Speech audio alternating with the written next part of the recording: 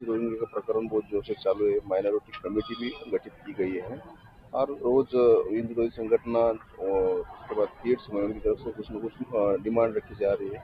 तो आज आपने कमेटी के सदस्य से बात की, क्या बात हुई और क्या आपकी उसकी जो राय है? मालेगांव पर ये इल्ज़ाम लगा कि यहाँ बांग्लादेशी और रोहिंग्याई लोग हैं। इस तरह का इल्ज़ाम किरीट सोमैया जैसे लोगों की तरफ से आया और उनकी डिमांड के ऊपर जो है एसआईटी की टीम तश्कील दी गई।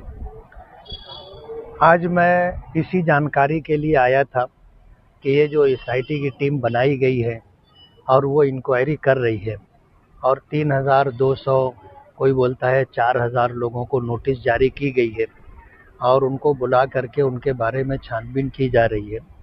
मालेगांव के लोग ऐसे हैं कि ये पूरे मोहल्ले की क्या पूरे शहर की खबर रखते हैं। दूसरे शहरों में ऐसा है कि बाजू के फ्लैट में कौन रहता है, जिंदा है या मर गया है, कब आता है कब जाता है, किसी को खबर नहीं होती। लेकिन मालेगांव एक ऐसा शहर है कि बाजू वाला जाने दो, गली और मोहल्ले वाला जाने दो, पूरे शहर के बारे में लोगों को जानकारी रहती है कि शहर में क्या हो रहा है क्या नहीं हो रहा है। यहाँ पर मिलजुल करके एक दूसरे की मदद करके टाइम निकालने का मिजाज है। आज इस वक्त मैं आया था, एसआईटी टीम के जो भी जिम्मेदारान हैं उनसे मैंने मुलाकात की। सबसे अच्छी बात यह है कि मालेगांव में जिन लोगों को नोटिस दी गई है वो लोग बहुत एहतमाम के साथ आ रहे हैं।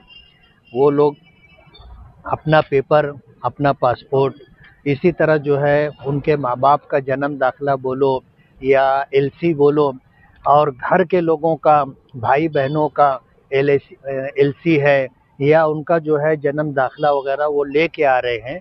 और उनके पास अगर पासपोर्ट है, पुराना पासपोर्ट है तो वो भी लेकर के आ रहे हैं। अभी तो मुझे बहुत अच्छी लगी ये बात जो बताई गई कि इन दिनों में जिन लोगों ने जन्म दाखिला बनवाया है उनको नोटिस नहीं गई है, वो लोग भी आकर के कांटेक्ट कर रहे हैं कि हमने भी जन्म दाखिला बनवाया तो आप हमारे पेपर भी चेक कर लो, पेपर जमा कर लो। इस तरह की सूरत हाल है। तो मालेगांव के लोगों को हमने पहले भी कहा था कि घबराने की कोई बात नहीं है, ये एक कानूनी कार्रवाई है और इस सिलसिले के अंदर किसी के साथ नाइंसाफ़ी या अन्याय नहीं होगा। सबके साथ इंसाफ होगा और किसी के साथ ज़ोर ज़बरदस्ती नहीं होगी। आज जो सूरत हाल हम लोगों के सामने आई है कि नाम की स्पेलिंग में कुछ फ़र्क था, डेट ऑफ बर्थ में कुछ फ़र्क था, इस तरह जो है मामलात सामने आ रहे हैं। और इस मामले के अंदर आज तक जितने लोग आए सबके पास पेपर पूरे हैं। वो 3 लोग जिनके ऊपर एफआईआर हुई थी और उसके बाद से इंक्वायरी चल रही है, अभी कोई इस तरह का मामला नहीं है। सबसे अच्छी बात यह है कि अभी तक कोई बांग्लादेशी या रोहिंग्याई मालेगांव में मिला नहीं। किरीट सोमैया बार बार आके यही बोलते हैं कि मालेगांव में कई हजार लोग बांग्लादेशी रोहिंग्या हैं। वो बोलते हैं, ऐसा ज़रूरी नहीं है कि उनका बोलना सही हो।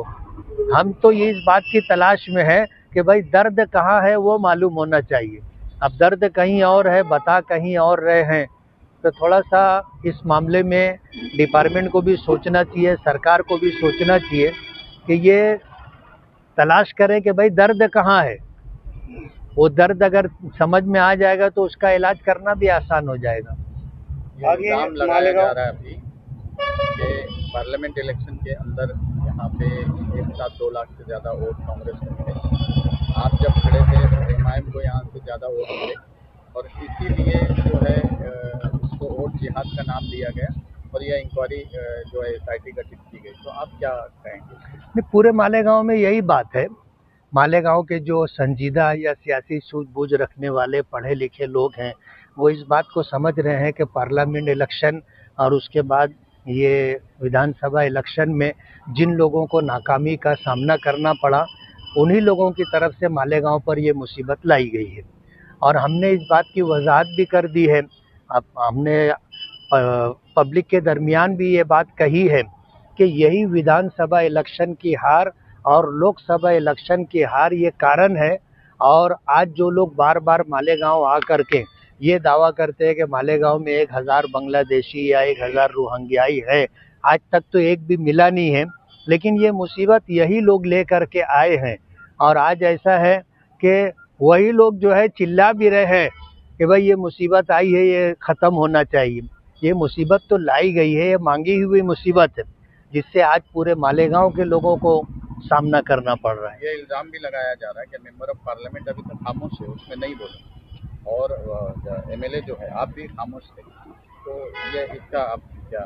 नहीं, बात ये है कि ये एक प्रोसीजर है, और हमारे देश में कोई गैर कानूनी तरीके से अगर आता है तो हम भी इस बात के हक में है कि गैर कानूनी तरीके से अगर कोई बांग्लादेशी हो या कोई रोहिंग्याई हो या कोई अफ़गानी हो या यूके से कोई गैर कानूनी तरीके से आया हो या अमेरिका, जर्मनी और फ्रांस से कोई गैर कानूनी तरीके से आया हो, तो उसके देश में रहने का उसको हक नहीं है। ऐसे लोगों को निकालना चाहिए।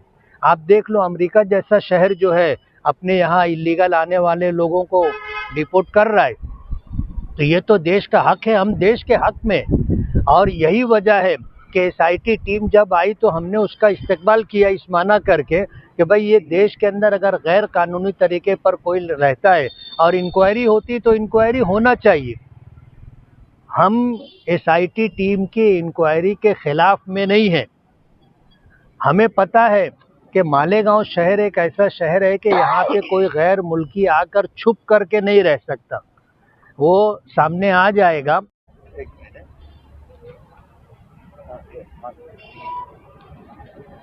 मालेगांव के साथ औरंगाबाद, परभनी और अकोला, अमरावती, मुमरा, इन जगहों के ताल्लुक से भी हमने ये बात सुनी कि वहाँ पर भी बांग्लादेशी और रोहिंग्याई लोगों के ताल्लुक से इल्ज़ामात लगाए जा रहे हैं। लेकिन मालेगांव के अलावा कहीं कोई एसआईटी टीम तश्कील नहीं दी गई है। ये सिर्फ मालेगांव के लिए एसआईटी टीम बनी है, और हम इस बात को मानते हैं कि ये मांगी हुई मुसीबत है।